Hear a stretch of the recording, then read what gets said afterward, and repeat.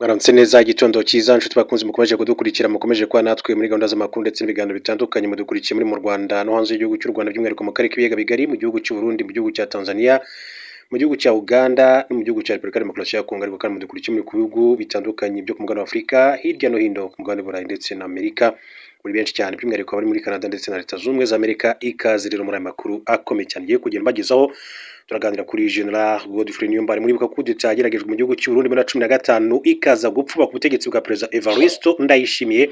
Uyu mugabo niwe wari ku ruhembe rw'abagerageje gukora iyo kudeta bagiye basaba kenshi cyane ko u Rwanda rwamuca muri yombi ariko kandi u Rwanda rugahakana ko uwo General Godfrey Niyombare atari mu Rwanda ndetse nawe ubwe yigeze kubyitangariza benyuze mu itangazamakuru avuga ko atari mu gihugu cy'u Rwanda ndetse ko ari mu bindi bihugu bitandukanye ariko kandi ko agifite umugambi wo kuzagera ku butegetsi. Icyo gihe President Evariste Ndayishimiye yaratarajya ku butegetsi wari ukiri ku butegetsi yari Petero Nkurunziza.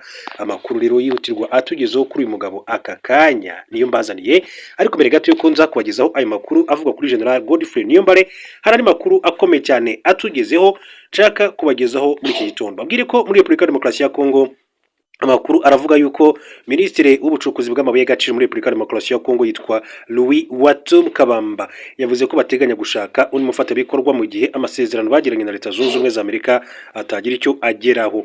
Kabamba Watum yabigarutseho ku itariki ya 11 Gashyantare 2026 ubwo yari yitabiriye inama yiga ku bucukuzi bw'amabuye y'agaciro izwi nka Indaba Mining Conference yabereye Cape Town muri Afurika y'Epfo. Ayo masezerano yashyizweho umukono tariki ya 5 Ukuboza 2025 yemerera abashoramari b'Abanyamerika kugenzura ibirombe byinshi by'amabuye y'agaciro muri Repubulika Demokarasi ya Kongo kugira ngo Amerika nayo kandi izafashe iki gihugu kubaka inzego z'umutekano zacyo.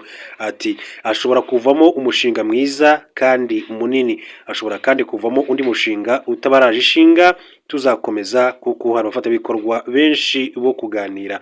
Icyakora Watum Kabamba yavuze ko nubwo ayo masezerano yashyizweho umukono kuri ubu bikiri ku rwego rw'ibanze nk'uko Reuters n'amakuru y'Abongereza bivuga. Ati batekereza ko tuzagurisha amabuye y'agaciro cyangwa se Amerika ibintu byose tubona tukabona ubusa. Ati babyumve neza, nta kintu twagurishije ndetse nta kintu tuzagurisha mu gihe ntacyo twunguka. Nubwo Repubulika Demokarasi ya Kongo kandi ikungahaye ku mabuye y'agaciro, Watum Kabamba yavuze ko amabuye y'agaciro iki gihugu gifite acukurwa ku kigero c'10%. Amerika ikomeje kandi gushakira amabuye y'agaciro kubura hasi kubura hejuru mu buryo bwo guhigana ubutwari n'umukeba wayo ariwe Ubushinwa uri mu bihugu biyoboye kuri uyu mutungo kamere.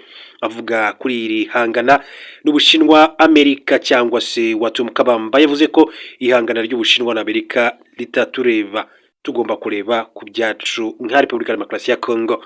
Nubwo RDC ivuga ibi mu mpera za Mutarama 2026 DRC yoherereje Amerika urutonde rw'amabuye y'agaciro Abanyamerika bazajya bacukura bakanayatunganya arimo nka manganese, zahabu, lithium, cuivre, cobalt ndetse n'andi. Aya mabuye y'agaciro kandi yiganjemo ayo Amerika imaze igihe igaragaza ko ikeneye cyane kugira ngo iyafashishe mu gukora ibikoresho birimo bateri z'imodoka zikoresha amashanyarazi n'ibikoresho by'ikoranabuhanga.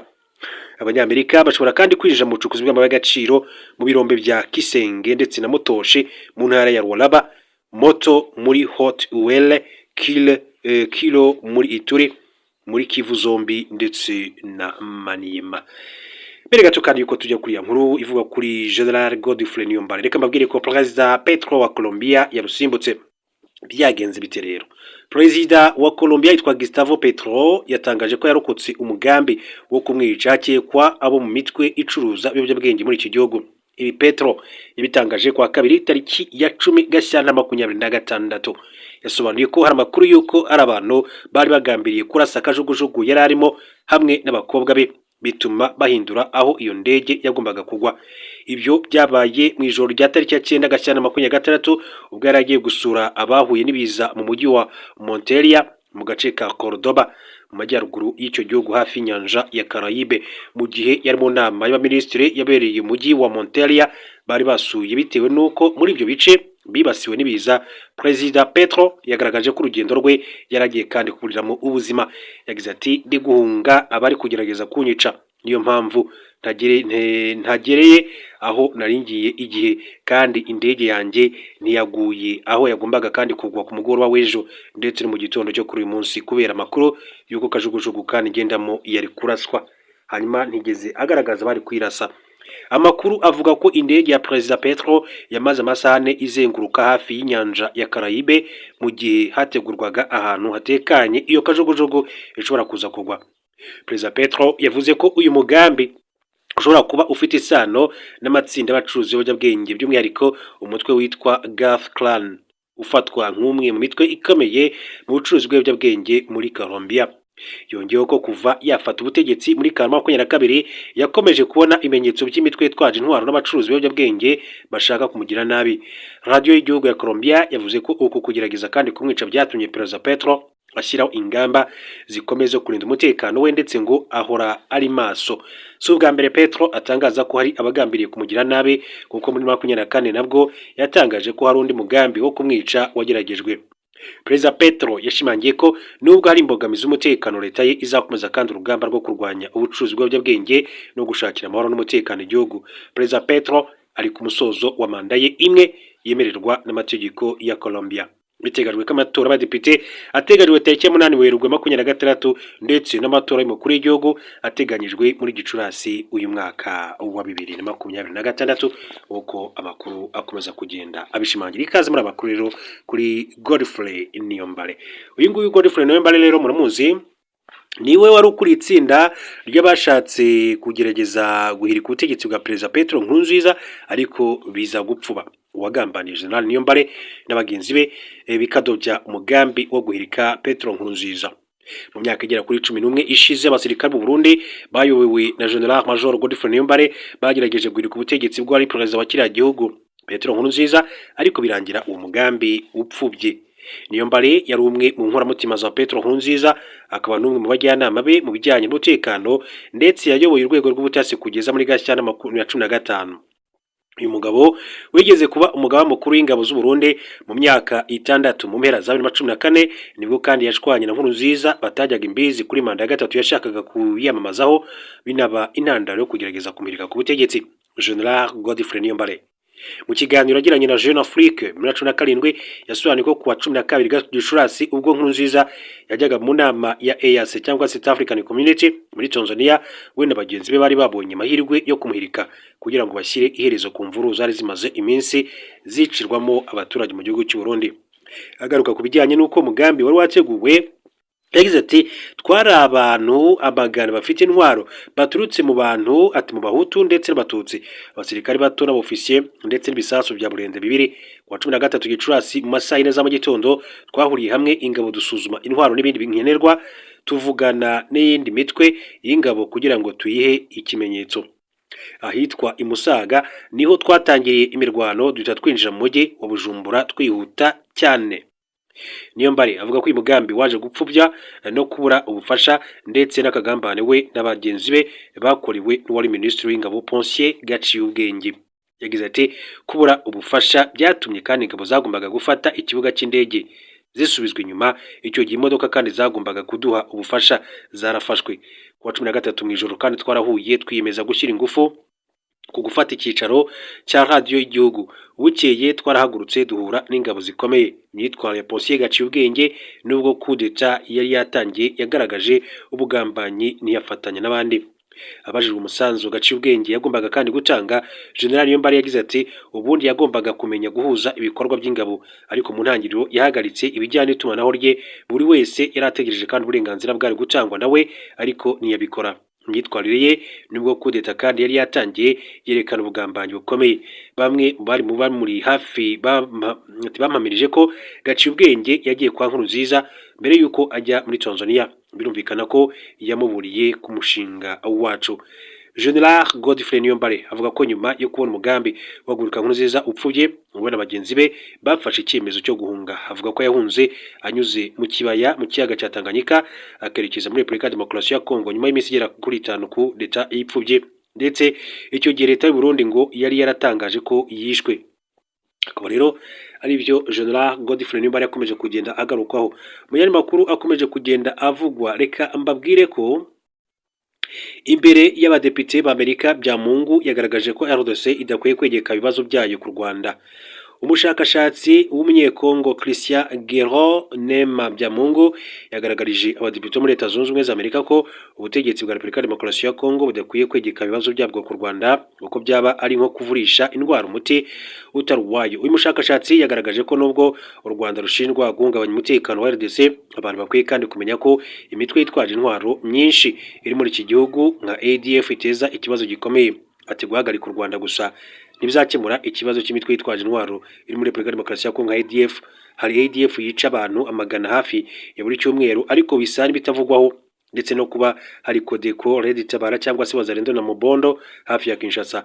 Byamungu yakomeje agira ati ntibizakemura ikibazo cy'imiyoborere mibi, inyerezwa ry'imitungo n'inzego zidashoboye kuzituma kandi imitwe yisuganya, ikibazo kikagaruka nyuma y'imyaka mike. Ati mu myaka irenga 20 izi ntege nke nizo zateje umutekano muke muri iki gihugu. Yamenyesha abadepite b'Abanyamerika ko mu gihe ikibazo giteza umutekano muke muri Repubulika ya Demokarasi ya Kongo kitakemurwa, abantu bakagishakira ahandi. Ati bazibwira ko bagikemuye, ariko nyuma y'igihe gito kigaruke nk'uko byagenze kuva mu myaka myinshi cyane ishize. Ati mu myaka myinshi umutekano muke muri Repubulika ya Demokarasi ya Kongo watewe n'impamvu zirenze amabuye y'agaciro. Uyu munsi uterwa n'amakimbirane hagati y'abaturage bari kutumvikana ku buyobozi bwa gakondo, imitwe yashinzwe n'abaturage kugira ngo birwaneho n'imiyoborere mibi. Umutungo akenshi wifashishwa ibikorwa by'ubugizi bwa nabi, ariko siyo mpamvu ikomeye ikibazo. Byamungu yasobanuye ko mu gihe kandi abantu bashaka uko amakimbirane muri RDC yahagarara, bakwiye no gushaka uko bakumira ashobora kuzakurikiraho mu gihe kizaza. Abafatabikorwa b'ingenzi kandi barimo societe civile, amadini n'amatorero bakabigiramo uruhare, nk'uko Christian Gero Nema Byamungu yagaragaje ko ibibazo rero biteza umutekano muke muri RDC bishamikiye ku miyoborere mibi y'abayobozi b'iki gihugu cya Repubulika ya Demokarasi ya Kongo. Makuru avuga mu gihugu cy'u Burundi, ibibazo by'ikibuga cy'indege cya Bujumbura kandi byagize ingaruka ndetse no ku ngendo za President Evariste Ndayishimiye. Ikibuga mpuzamahanga cy'indege cya Bujumbura mu Burundi cyitiriwe Melchior Ndadaye cyugarijwe n'ibibazo by'itumanaho bituma abenshi indege zijya ku kigo zihindura ibyerekezo, bituma kandi abenshi bashidikanya ku mutekano wacyo. Ibibazo byagize ingaruka no ku ngendo z'abakuru b'ibihugu barimo na President w'u Burundi Evariste Ndayishimiye. Kugira ngo kandi ingendo z'indege zigende neza, bisaba ko habaho itumanaho rihuza abapilote n'abari ku bibuga, baba ababayobora babifashijwemo n'uburyo bw'ikoranabuhanga burimo radar na GPS, batuma kandi bamenya neza ikirere barimo n'intera ibura kugira ngo bahagere. Abayobozi bo kuri iki kibuga cy'indege kandi bavuga ko ubu buryo bw'ikoranabuhanga bwatangiye gukora nabi nyuma y'aho hakuweho ibikoresho by'itumanaho byashyizweho n'Ababiligi bigasimbuzwa ibyakorewe mu Burusiya. Tariki ya 11 Gashyantare 2026 indege ya Rwandair yasubiye ku kibuga mpuzamahanga cy'indege cya Kigali ubwo yaburaga ibirometero 6 ngo igere ku kibuga cya Bujumbura, bitewe nuko itumanaho hagati y'umupilote wayo n'abakozi bari ku butaka ritagendaga neza. Uwo munsi indege ya Falcon 900 yari itwaye perezida w'inama y'abaminisitiri ya Togo Faure Sozima Nyasibe n'abayobozi baromerekeje, nayo yahinduye icyerekezo ubwo yagiraga ikibazo cya GPS ijya kugwa i Kampala muri Uganda. Iki kibazo cyageze no kuri President Evariste Ndayishimiye tariki ya 7 Gashyantare ubwo indege yavaga ya Abu Dhabi muri Leta Zunze Ubumwe z'Abarabu yasubiraga i Bujumbura, kuko nabwo itumanaho ryagenze nabi. Sosiyete z'indege zahuye n'iki kibazo zahamagaye ubuyobozi bw'ikibuga cy'indege cya Bujumbura zibusaba ibisobanuro. Komereza amakuru yacu kuri iyi inkuru, mbabwire ko uyu rero ati yitwa Antoinette Wemeis Gorman, umugore wa mbere w'umwirabura wabaye umugaba mukuru w'ingabo. Ni muntu ki? Hari ibintu umuntu kandi yumva bikaba nkaho ari ubwa mbere abyumvise, kandi amagambo yakoreshejwe asanzwe ayazi. Umugaba mukuru w'ingabo usanzwe umwumva kenshi ugahita ubihuza n'ishusho y'umusirikare w'umugabo utavugirwamo wambaye amapeti yo ku rwego rwo hejuru ndetse n'imidari y'ishimwe itabarika. Nyamara kandi hari aho uyu mwanya urimo umugore. Inkubi y'umuyaga yitwa Melissa yibasiye Jamaica ikangiza byinshi ndetse kandi igahitana n'ubuzima bw'abantu, yatumye u Rwanda rwurizaho itsinda ry'abasirikare bagiye gufasha mu mirimo yo gusana ibikorwa remezo nk'inzu z'abaturage, ibiraro ndetse n'ibindi. Nyuma y'icyo gihe nibwo kandi bamwe bamenye ko iki gihugu gifite umugaba mukuru w'ingabo w'umugore. Utekereza ko ku isi hari abagore bangahe bafite izo nshingano zo kuba umugaba mukuru w'ingabo? Muri 2022 Jamaica yatunguye isi ubwo yatangazaga ko Antoinette Wemeis Gorman yagizwe umugaba mukuru w'ingabo za Jamaica. Ni ibintu byatunguranye cyane kuko ari ubwa mbere isi yarigize umugore kuri uwo mwanya by'umwihariko uwo mugore akaba ari n'umwirabura. Ni ibintu kandi bitari bimenyerewe ko abagore bagera kuri uwo mwanya, cyane ko bakunze gusanga umubare w'abagore mu gisirikare ari muto, kuko mu myaka yashize basaga n'ababujijwe kandi kujya mu gisirikare kigaharirwa gusa abagabo. Abagore batangiye kujya mu gisirikare mu myaka y'1916 mu ntambara ya mbere y'isi, ariko icyo gihe abajyagamo babaga ari abaforomo n'abandi bo gufasha ingabo ku rugamba, ariko ntibageraga aho urugamba rubera. Mu ntambara ya kabiri y'isi guhera mu mwaka w'1941 nibwo abagore kandi noneho batangiye kwemererwa kugera ku rugamba bakaba banarwana. Nyuma yaho abagore kandi batangiye kugenda binjira mu gisirikare, aho nko mu Rwanda 6% y'abagize igisirikare ari abagore. Mu Rwanda umugore ufite ipeti ryo hejuru ubu ni ufite ipeti rya colonel, aho abafite iryo peti bagera ku 8. Mu gihe muri Jamaica ubuho umugore ufite ipeti ryo hejuru cyane ari Vice Admiral Antoinette Wemez Gorman, kuko afite ipeti rya kabiri ryo hejuru mu gisirikare. Vice Admiral Antoinette Wemez Gorman ni umugore w'imyaka 53, wubatse ndetse ufite umwana umwe umaze imyaka irenga 29 mu ngabo za Jamaica. Wemez Gorman yakuriye mu gace ka Top Alston mu karere ka Clarendon muri Jamaica. Amashuri abanza yayize Knox Preparatory School, ayisumbuye ayakomereza muri Knox College. Wemez Gorman yagiye mu gisirikare mu mwaka w'1992 ubwo yari afite imyaka 19, aho yahise kandi ajya kwiga ibijyanye n'igisirikare muri kaminuza yo mu Bwongereza, Britannia Royal Naval College. Mu mwaka w'1994 yasubiye muri Jamaica, aho yahise ahabwa inshingano zo kuyobora ubwato, Navigating Officer bwa HMGS Paul Bogle mu gisirikare kirwanira mu mazi muri icyo gihugu cya Jamaica. Uyu mugore yamaze imyaka 15 akora inshingano zitandukanye zijyanye no gucungira Jamaica mu mazi, GDF Coast Guard, cyane ko ari igihugu kigizwe n'ibirwa. Muri izo nshingano yayoboye ubwato bwa gisirikare butandukanye, ashinzwe gutegura ibikorwa byose by'ubwo bwato, Operation Officer. Yanabaye kandi umuyobozi w'ibiro byo ku butaka bishinzwe kureberera ibikorwa by'ingabo zo muri mazi z'iki gihugu, Officer Commanding Shore Base. Yari ashinzwe kumenya ko abasirikare bose bo mu bwato kandi bafite ibikoresho byose bakenera, kubatoza kumenya ko ubwato bwose nta bibazo bufite, ndetse n'ubushobora kandi kujya ku rugamba n'ibindi. Mbere yo kugirwa umugaba mukuru w'ingabo, yabanje kandi kuba umuyobozi wungirije w'ishami ry'ingabo za Jamaica rirwanira mu kirere, second in command of the GDF Air Wing. Wemez Gorman kandi yagiye akora inshingano zitandukanye mu nzego za leta, aho yabaye umuyobozi wungirije ushinzwe ingendo zo mu mazi mu cyahoze ari Minisiteri y'Ubwikorezi muri iki gihugu. Muri urwo rwego rwe ntiyahwemye ndetse no gukomeza kwiyungura ubumenyi, kuko yize muri kaminuza US Naval War College yo muri Amerika, aho yahuguwe ku bijyanye n'intambara ndetse n'igisirikare, ndetse afite impamyabumenyi y'icyiciro cya 3 cya kaminuza mu bijyanye no gucunga umutekano w'igihugu, National Security and Strategic Studies, yakuye muri kaminuza University of the West Indies. Yahawe kandi medali y'ishimwe irimo uwo kumara igihe kinini cyane mu nshingano n'ubuyobozi bwiza, Medal of Honor for long services and good conduct, umudari w'umuntu wagize uruhare rukomeye cyane mu guteza imbere igihugu mu cyiciro cy'abasirikare, Jamaica's Order of Distinction Officer Class, n'indi myinshi cyane. Kuri ubu ni umwe mu bagore kandi b'icyitegererezo ku isi, dore ko we na General Jenny Karinyan wa Canada ari bo bagore bonyine bagize uyu mwanya ku isi. Vice Admiral Antoinette Wemez Gorman yasuye itsinda ry'abasirikare b'ingabo z'u Rwanda, aherutse gusura ingabo kandi z'u Rwanda zagiye gufasha iki gihugu kubaka ndetse no gusana ibyangijwe n'inkubi y'umuyaga iherutse kwibasira Jamaica, Melissa. Vice Admiral Wemez Gorman yashimye cyane itsinda ry'abasirikare ba RDF ku kazi keza barimo gukora ku bufatanye na bagenzi babo ba Jamaica, agaragaza ko inkunga ya RDF ifite uruhare rugaragara mu gutabara imiryango yibasiwe n'inkubi y'umuyaga. Tariki ya 14 Mutarama 2026 nibwo u Rwanda rwohereje muri Jamaica itsinda ry'abasirikare bazafasha kandi iki gihugu gusana ibikorwa remezo byangijwe n'ikiza cy'inkubi y'umuyaga yiswe Melissa, iherutse kandi kukibasira muri iki gihugu cya Jamaica. Umugaba mukuru w'ingabo za Jamaica Antoinette Wemez Gorman yashimiye umusanzu ingabo z'u Rwanda ziri gutanga mu gutabara abaturage muri iki gihugu cya Jamaica. Hanyuma dukomeje turi banari makuru atandukanye akomeje kugenda avugwa. Mbere gato yuko dusatira umusozo w'amakuru yacu, babwire ko ari andi makuru akomeje kugenda avugwa ngira ngo ndumva naranayagarutseho ku munsi w'ejo babwira ko Ethiopia iravugwaho kugira inkambi itorezwamo abarwanya leta ya Sudani. Biravugwa ko amakuru aturuka muri iki gihugu cya Ethiopia, biravugwa ko rero ngo harimo inkambi itorezwamo abarwanyi barwanya ubutegetsi mu gihugu cya Sudani.